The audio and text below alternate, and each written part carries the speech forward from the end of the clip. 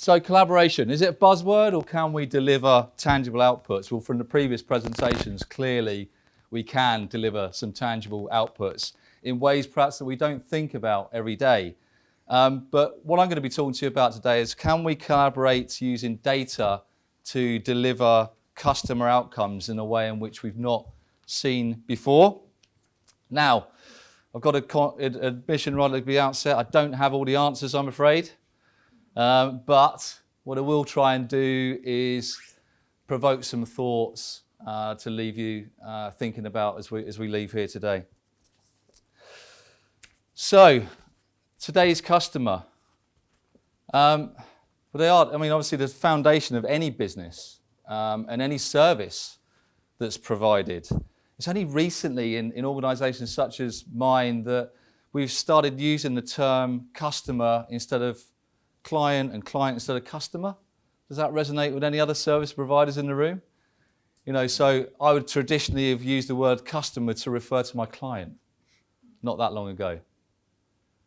But that's very, very different now and has to be, obviously. And the customer perception and our client and stakeholders' perception of customer perception is so important in everything that we do across our sectors. It drives the ways in which we deliver service and the actions that we take to deliver outcomes.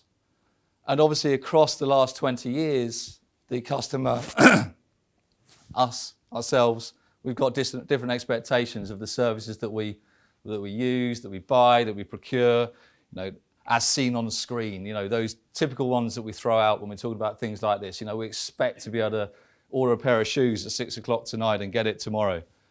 Those types of scenarios that over the last 20 years have just become an expectation. So you bring that into our sectors and we've got some challenges because we're still quite traditional.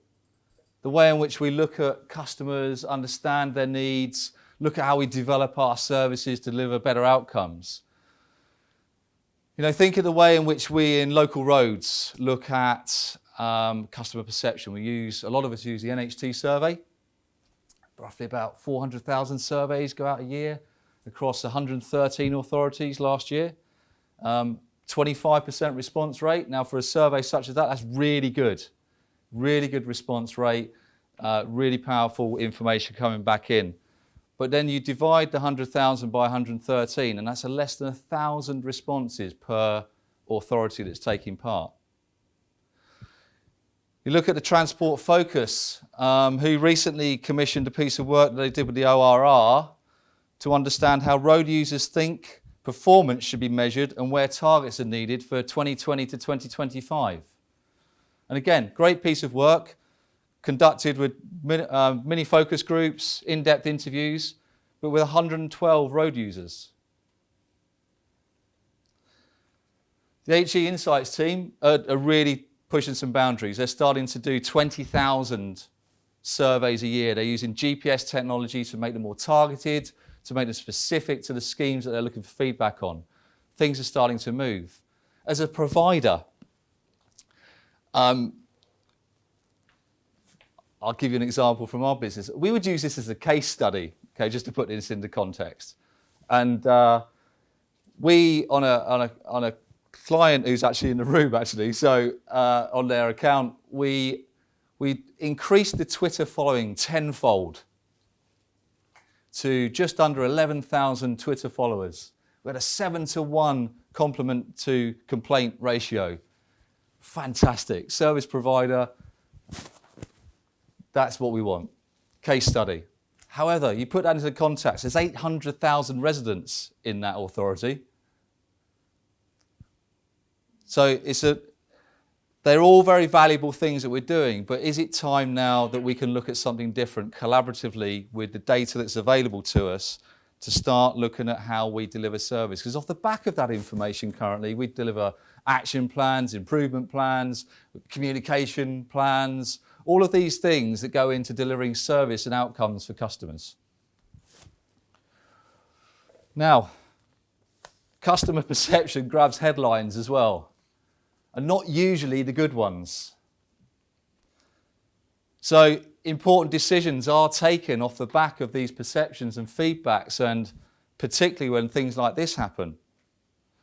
So again, is there more that we can do with data to inform ourselves about how the service is being delivered or how we should shape it, and how we inform our customers on how the service is being delivered and what service they can get from the type of infrastructure that we look after together.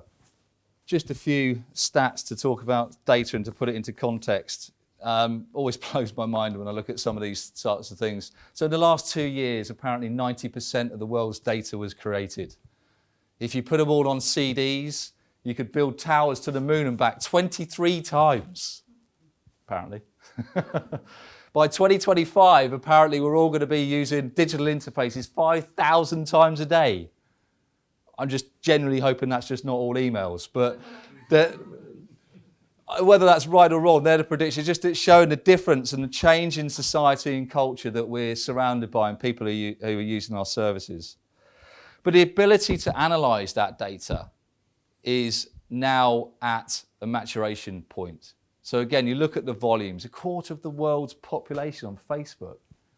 That's just crazy, isn't it? 300 million photos taken a day. I won't go through them all, but it's just mind-boggling the amount of data that's available to us in different forms and the way that people are interacting with it. But I think perhaps something, again, we'll recognise in our industries is that we've got loads of data, just not very good at using it. We haven't got the people or the skills or the ability or the technology to make it come to life.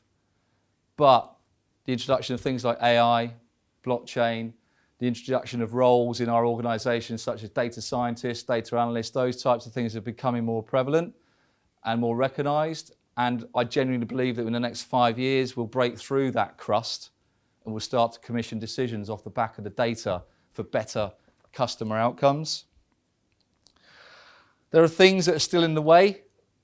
Some blockers like IP clauses in contracts, those types of things we should look at together, because the types of organisations and people and individuals that are coming into our sector with these skill sets, their IP is their business.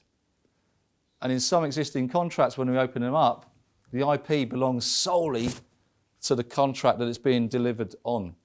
And that's a bit of a barrier to let people come in and teach us how to do things differently. So something perhaps we can think about. But together, I know that through the people in this room and the type of organisations that we have and the people who are entering this sector, we can make a massive difference to customer outcomes.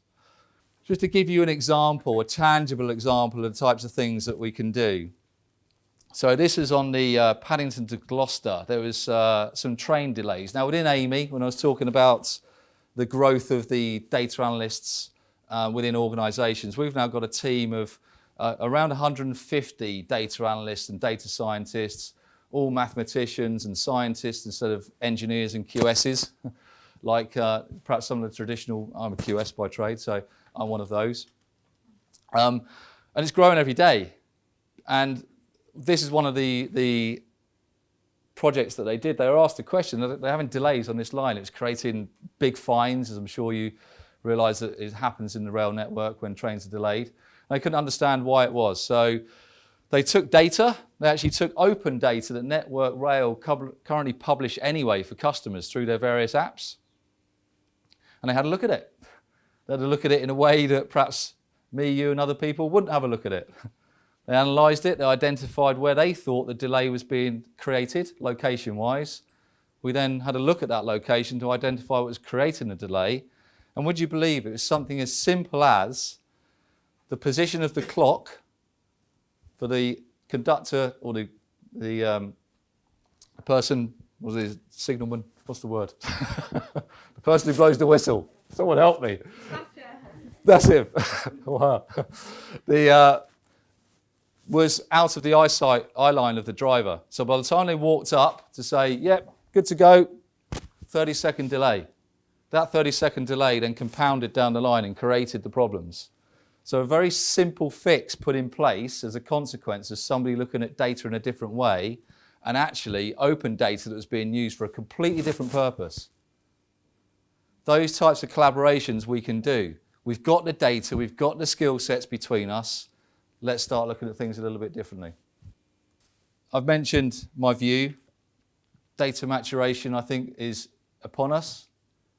I think we've got the ability now, the technology and the skill sets to start harvesting that in a completely different way and utilising that to deliver outcomes across our services.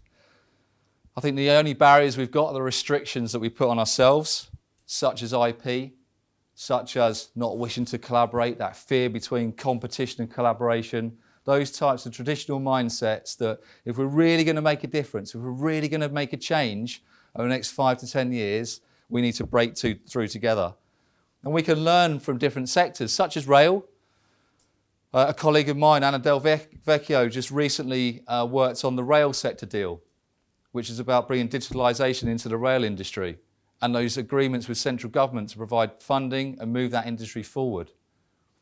Is it time for a highway sector deal? I personally think so. Things that we can do in that together, like what Adam was talking about earlier, those types of things, if we could harness those pockets of excellence as an industry and grab hold of them and together do something with them, what an incredible thing we could do. Think about that in the customer context and the outcomes that we could deliver as an output. To finish, collaborative use of data, opportunity to develop effective and lasting solutions that have a positive impact on customer outcomes. Within our sector, we've got the range of skills. We've got engineers, we've got technical developers, we've got asset managers, we've got data scientists, we've got loads of data. We just need to collaborate and bring it together and unlock some of the opportunities to improve customer service, remove some of those blockers, and start delivering better outcomes. Thank you very much.